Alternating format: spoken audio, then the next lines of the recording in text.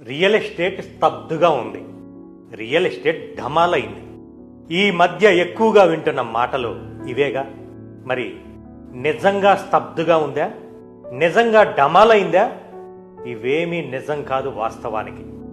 హైదరాబాద్కి ఎటువైపైన outer ring రోడ్డుకి 5-10 కిలోమీటర్ల దూరంలో బాగా డెవలప్మెంట్ చేసిన ప్రాజెక్టులలో సేల్స్ అద్భుతంగా జరుగుతున్నాయి. లేదా శ్రీశైలం హైవేలో 4th సిటీకి దగ్గరలో ప్రాజెక్టు ఉంటే అది కూడా డెవలప్మెంట్స్ బాగుంటేనే సేల్స్ అద్భుతంగా జరుగుతున్నాయి.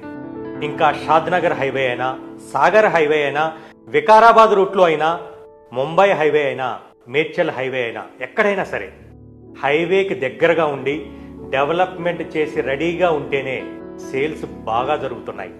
దీని అర్థం రియల్ ఎస్టేట్ ఢమాలైందని కాదు, కస్టమర్లకు ఇన్వెస్ట్మెంట్ చేయడానికి అవగాహన వచ్చిందని. అంటే అడ్డు అదుపు లేకుండా రేటు పెట్టినా, డెవలప్మెంట్స్ తర్వాత చేస్తామనే వాగ్దానాలు చేసినా హైవేలకి దూరంగా ఉన్న కస్టమర్లు ఇప్పుడు ఇన్వెస్ట్ చేయడానికి రెడీగా లేరు. మార్కెటింగ్ అసోసియేట్లుగా మనం కూడా పరిస్థితులను బట్టి ఎప్పటికప్పుడు అప్డేట్ కావాల్సిందే.